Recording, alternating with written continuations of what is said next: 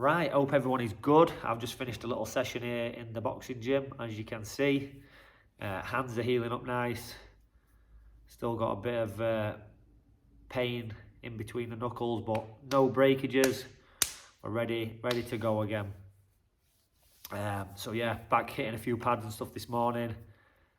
Trying to not get too fat. So yeah, thought I'd make a little video on Vale Tudo. I've got it nicely tattooed on my hands here. So with my announcement last week about the fight, or were it this week? I can't remember. Talking about I'm going to be fighting in July, and I'm going to be fighting bare knuckle MMA rules. So 12th of July in Hull, bad to the bone. Yeah, I'm going to be having a bare knuckle MMA fight. So obviously I've done the bare knuckle boxing, so I wanted to bare knuckle MMA is something I've wanted to do for a long time. Obviously you've got the Game Bred show in America, but yeah, if I can fight over here, bare knuckle MMA, even better. All my mates can come and watch, so should be good. When I put it on socials, I got a massive response. Lots of people getting in touch and saying they're going to be there and stuff. So yeah, it's going to be an amazing show. If you do want to come and watch me fight bare knuckle MMA, then yeah, please let me know. Get me on socials, and we'll get you some tickets sorted. So when we're talking about bare knuckle MMA, that is how MMA actually started. So UFC number 1 was in 1993, and it was bare knuckle. And the rules that were in place then were, well, they actually promoted it as no rules.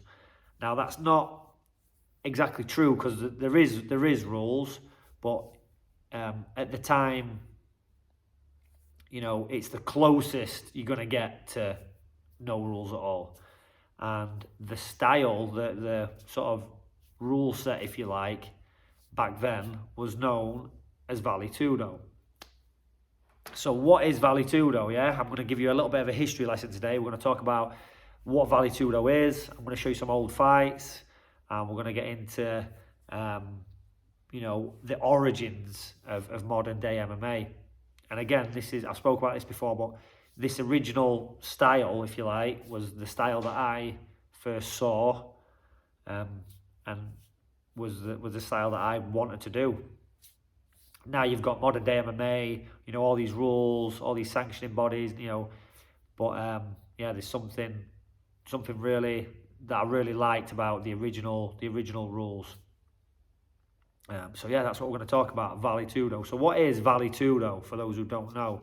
So Vale Tudo is a Portuguese phrase, obviously coming from Brazil, they speak Portuguese, and Vale Tudo literally means like anything goes. That's what it means. So in Brazil, they would have these challenge matches, and they would fight under these rules that they would call Vale Tudo. Now there would be, you know, three main rules. There would be no biting. There would be no gouging. So gouging is obviously poking the eyes, fish hooking, sticking your fingers into someone's nose, you know, any kind of sticking fingers in any orifices. So no biting at all, no gouging, and no hitting in the groin. They're the rules. Everything else, literally anything goes, which is Vale Tudo. And in terms of the time, what they used to do is they wouldn't have rounds, and sometimes they would have no time limit. So the fight would just go until there was a winner. And we'll look at some of them fights as well. But most of the time they would have a time limit, whether it's an hour, 30 minutes, 20 minutes, 15 minutes, 10 minutes, whatever. Now and again, I have seen instances where they did actual rounds, and it'd be like, I think I saw one fight where it was 3 10-minute rounds.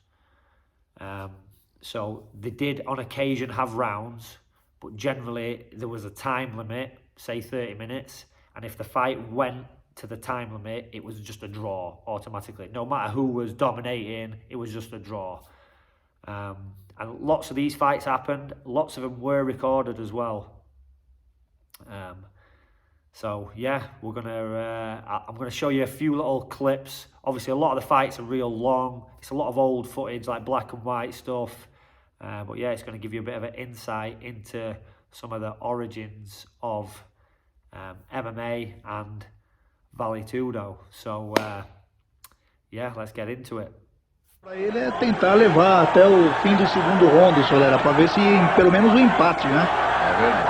Porque ele está sendo esmurrado em golpes que eu diria são uma espécie de cruzados, direita e de esquerda. O que é proibido. Vai lá. Exatamente, é proibido. So, that little video, what you just saw there, was from 1991, and it was a famous jiu-jitsu event which pitted two styles against each other. So the sort of origin of these Vale Tudo matches stems back to this rivalry between different styles, and this was one of the major ones that happened. Like I say, it was in 1991, and it was jiu-jitsu fighters versus luta livre fighters. So luta livre was a different system of grappling that sort of evolved at the same time as Gracie jiu-jitsu. It had similar roots. And these two styles of fighters would often fight each other. There was a massive rivalry between the two, both sides getting wins over each other. But on this event that you've seen in 1991, I believe the fight you just saw was the ending of the main event. And the guy who won was a jiu-jitsu fighter called Fabio Gugel. He was a world champion in jiu-jitsu. He went on to fight in the UFC. He fought in UFC 11, I believe. And he also fought in the World Vale Tudo Championship, which was an 8-man tournament. And he lost in the final against Mark Kerr. So if you ever watched the film called The Smashing Machine, which I really recommend, really cool film, that fight actually features in there. And Mark Kerr, who was a very good American wrestler, takes down Gugel, and he's just headbutting him. And he just headbutts the life out of him, basically. They are going to make a film about Mark Kerr. I think Dwayne Johnson, The Rock, is actually going to play him. So, look forward to watching that. But yeah, definitely check out The Smashing Machine. Lots of good history there. But the guy he fights, again, it's the final of the World Vale Tudo Championship. That is Fabio Gugel. That is the man you just saw in that video fighting in 1991 in a MMA match. That is before the UFC. So remember, UFC was 1993. But yeah, what you've just seen is a pre-UFC MMA event. Again, it was jiu-jitsu versus luta livre. So luta livre was a grappling system that was kind of looked down on from like the Gracie side. All the Gracies wore kimonos and all the traditional Japanese, training attire, if you like. Whereas these luta livre guys, I believe that it was more of like the favelas, the poorer people, they couldn't afford kimonos and stuff like that. They were just grappling without them. So I'm led to believe that was the kind of split. It was kind of like the luta livre was seen as a lesser version, like a poor man's jiu-jitsu at the time. But there was a massive rivalry, and we could do a video series just on the rivalry between these two arts. But it kind of gives you an idea of why these Vale Tudo matches were happening, because there was other styles, other rival styles around at the time. But going back to the very, very start of Vale Tudo, there was one style in Brazil that's, a famous historical style, and that is the style of capoeira.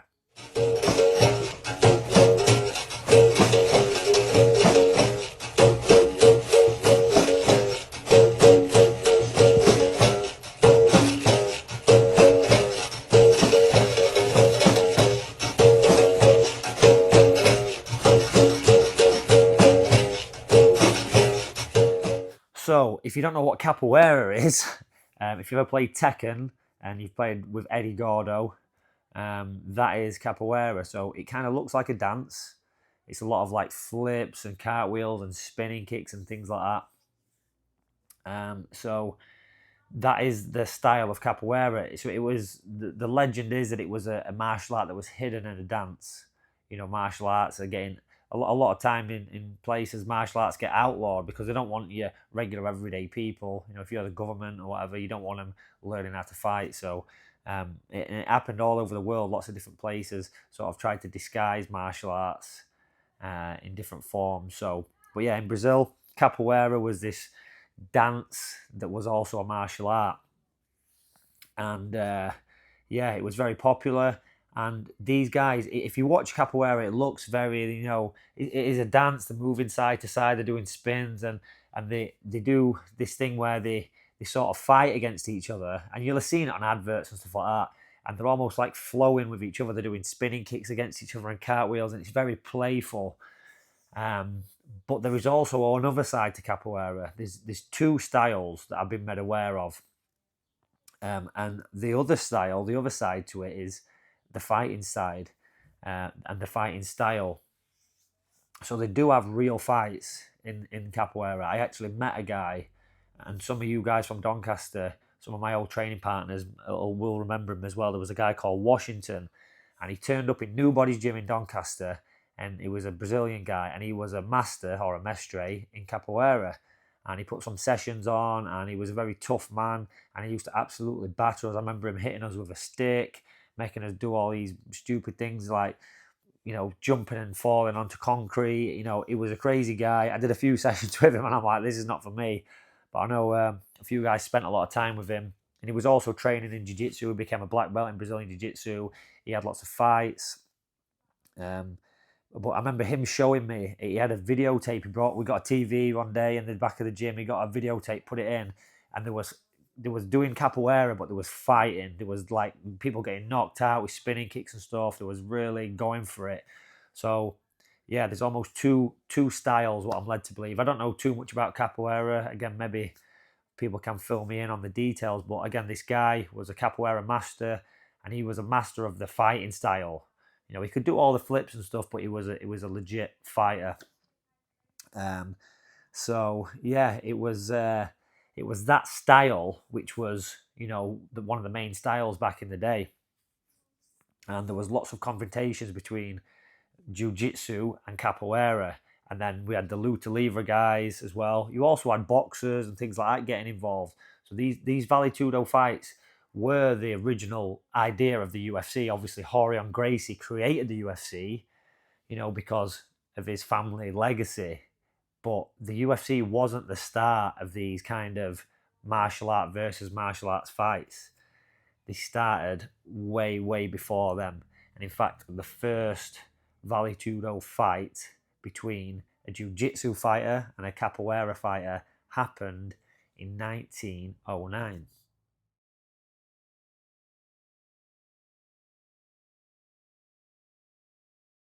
So that picture you just saw there is of a Japanese man named Sada Miyako. So Sada Miyako, the legend is he was on a shipwreck, and a Brazilian naval vessel had, found the shipwreck and rescued him, brought him back to Brazil. Now Sada Miyako was a master of jiu-jitsu and judo. Now back then, judo was very different to what it is now. Now it's a lot of throws.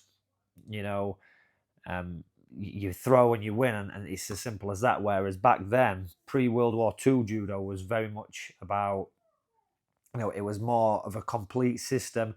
Probably looked a bit more similar to what Brazilian Jiu-Jitsu is now. It had strikes, it had self-defense, it had lots of ground grappling, which judo still does have those parts. But because of the structure of competition, where you throw someone and you can win, 90% of judo training now is training the throws, whereas back then, there was a lot more submissions. It was a lot more on the ground, and that's what the Gracies did focus on, because the Gracies learned judo.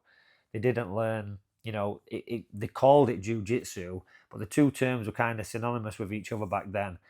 Again, there wasn't as much difference as we see now from judo to BJJ.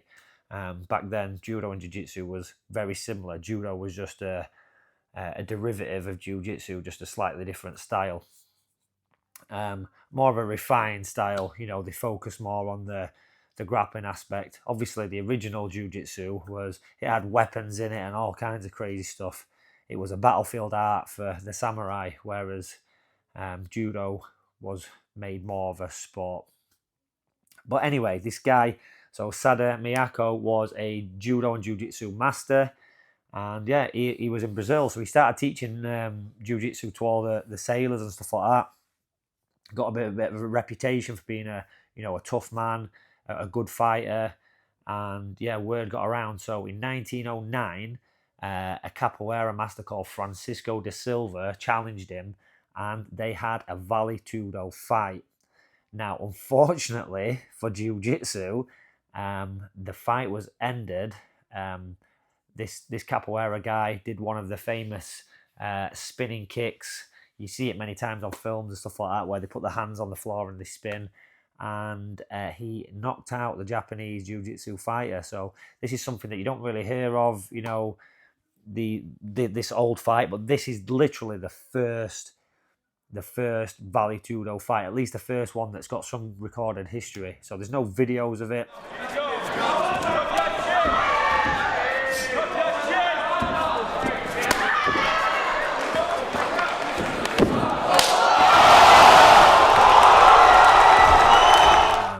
But yeah, the story's been passed down. So this was the first Vale Tudo fight, capoeira versus jiu-jitsu, and capoeira wins. I believe it was in the first 30 seconds of the confrontation.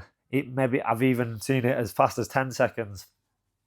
He's hit him with a spinning kick and knocked him out. And that was the beginning of Vale Tudo in Brazil, and the beginning of this long sort of battle between the capoeira fighters. The real fighters. They're not just dancing, and it's not just for show. These guys were real fighters. So there's a lot of history now between these and the jiu-jitsu schools fighting each other. But yeah, so this is 1909. Now think about the guy who taught the Gracies. So he was Maida. Yeah, so when Maida came over to Brazil, that was in 1914. So that's 5 years after. So the Gracies aren't even on the scene at this point. Like, the Gracies don't even know jiu-jitsu. Nobody's shown them jiu-jitsu. So 5 years before sort of Carlos and Helio Gracie started training with Maida, the first Vale Tudo fight has already happened. So yeah, 1909 was the start. Mitsuyo Maeda was a judo expert and a member of the Kodokan in Japan. He was a student of Jigoro Kano, the founder of judo and the quintessential martial arts luminary of his time. Unlike many members of the Kodokan, who believed that the art should be demonstrated mainly through teaching and performing kata, Maeda advocated that it be demonstrated through combat. He would go on to enter and compete in challenge matches against fighters from around the globe. These matches were essentially prize fights, in which Maeda was often the smaller combatant. Rumors quickly flew around that Maeda was actually in disfavor with the Kodokan, who disapproved of him fighting for money. Right, so the guy you just saw there was Mitsuyo Maeda. He also went under the nickname of Count Combat, or Conde Coma in Spanish. So yes, he was the guy who he'd come over. He'd done a bit of a tour. He'd been in America, and he'd worked his way down to Brazil. So in 1914, he ends up in Brazil, and he does a demonstration, and he gets introduced to the Gracie family. And at the time, I believe the oldest Gracie who began training with him was about 15 years old. So he began training, and that was Carlos Gracie. So Carlos was the older brother of Helio Gracie. He began training, and most people know the story of BJJ, that Helio was the weakest out of all the brothers. He was the smallest, and he had to adapt the techniques and make them more refined so that he could beat stronger and bigger people. So Helio is actually credited with being the sort of founder of Gracie Jiu-Jitsu, or Brazilian Jiu-Jitsu as we know it. But it was actually Carlos, his older brother, who had started training first with Maeda, and developing their signature Gracie style, if you like. So and then Carlos was one of the people who would start having Vale Tudo fights. Helio would have lots of Vale Tudo fights as well. So but yeah, this kind of happened Maida got to Brazil in 1914. I think the demonstration he did was in 1917. So this is, 8 years after the first ever Vale Tudo fight, the Gracies are starting to learn jiu-jitsu.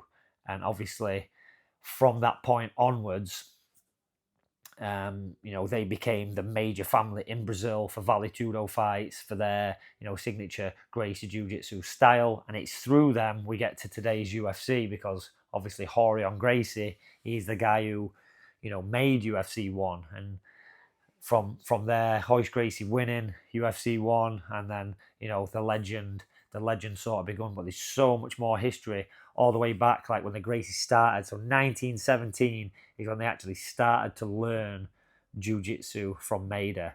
And then from 1917, they are fighting. They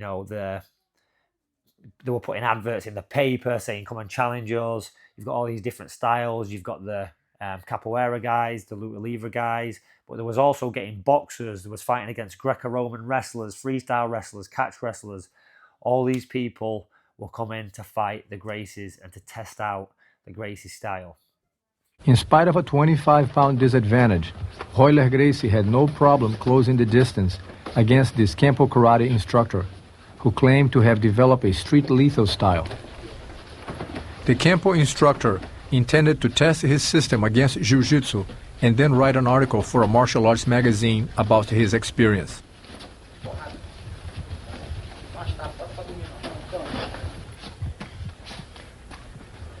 As you can see, the Kempo representative never had a chance.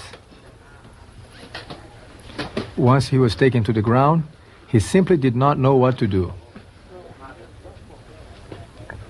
A few hits, and he is reminded that limiting his training to only punching and kicking has left him completely defenseless against the painful reality of ground fighting. Unable to escape Royler's ruthless attack, he submits. To finish this video, and this is going to be a part 1 because there's so much more to look at. So we're going to look at the first ever recorded Vale Tudo fight. So this is the first one caught on video. Now, this is 1955. If you know of a Vale Tudo fight, so there is some, other mixed rules fights probably earlier, but this is the first Vale Tudo fight that I know of, that I can find, that there is a video of. So if you can find anything earlier, please send me it. I would love to see anything that's before this date. But the first recorded fight is Carlson Gracie. So Carlson Gracie is a famous jiu-jitsu school. Carlson was the eldest son of Carlos. So Carlos, the oldest brother who Maida started to teach, his oldest son is Carlson. So he's right up there in the lineage, one of the main guys, one of the main prospects, if you like, of the Gracie family. So in 1955, he fought a guy called Valdemar Santana. Now, Santana actually was a student of Helio Gracie. He was also a capoeira fighter. He'd done luta livre, he'd done boxing, he'd done wrestling. So this guy was like a true mixed martial artist. And in future video, we're going to look a little bit more into him and look into Helio and look into all that kind of business. But I just wanted to finish off with this first ever fight. So the fight actually ends in a draw. I'm not sure what the time limit was. The video I'm about to show you is a condensed video. It's just like highlights from it. But the fight does end in a draw. It might have been 30 minutes. It could have been an hour, because they did rematch in 1956. But in 1956, Carlson got the win. After 39 minutes, Valdemar just quit. He just retired. Said he didn't want any more punishment, and the fight was stopped. So, but that fight happened because after this one I'm about to show you in 1955, Valdemar also fought Helio Gracie, and he knocked out Helio Gracie with a soccer kick. So Vale Tudo rules: if someone's on the ground, I can run and I can soccer kick him in the head. So he fought his former teacher, Helio Gracie, the guy who is credited as the founder of Gracie Jiu-Jitsu and Brazilian Jiu-Jitsu as we know it today, and knocked him out with a soccer kick. So the year later, Carlson had a rematch with him, defending the honour of the Gracie family, and yeah, Carlson beat him after 39 minutes. But yeah, I'm going to leave you on this today. Again, this is going to be a part 1. I'm going to do a part 2. You know, I love history and I love mixed martial arts. This is fusing the two together, so this is enjoyable for me. Please leave me a comment. Let me know what you think, and enjoy the video of the first ever recorded on video Vale Tudo fight. Com a família Gracie, começou na própria academia. O Valdemar trabalhava na academia como faxineiro, teve um desentendimento com o mestre Hélio Gracie, e o Valdemar, já sendo faixa preta de jiu-jitsu, ocorrendo desentendimento, eles fizeram Vale Tudo. Foi o Vale Tudo do maior tempo da história mundial, com 3 horas e 45, no qual Hélio Gracie, 30 quilos mais leve e 20 anos mais velho, 44 anos, fizeram uma luta de 3 horas e 45. E o Valdemar vencendo o Hélio Gracie por desistência. O Hélio desistiu devido ao cansaço. Então a família elegeu o Carlson como sendo o oponente mais duro da família para enfrentar o Valdemar. O Carlson, então, com 17 anos, ele enfrentou o Valdemar em 4 lutas, sendo que essa luta que está passando aí agora é a segunda, a terceira do combate que eles fizeram de 4, nas regras do Mixed Martial Arts, que é a mistura de artes marciais. Carlson, no momento agora, está tentando defender a queda do Valdemar, dando uma sequência de 2 quedas, caindo por baixo, colocando o Carlson para baixo mais uma vez. Carlson tenta o estrangulamento do pescoço, tenta uma chave de braço. Valdemar defende segurando no calção. No momento o Carlson está defendendo o guarda no chão, o Valdemar pedindo para ele levantar. Ele levanta. Carlson mais uma vez cintura. Os dois nas cordas.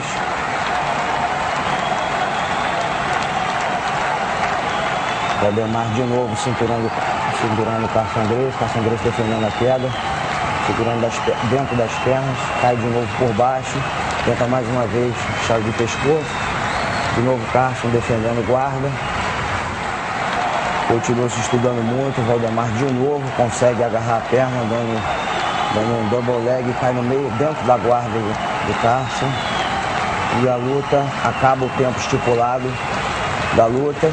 Então, pelas regras, ninguém finalizando ou nocauteando, é declarado um empate.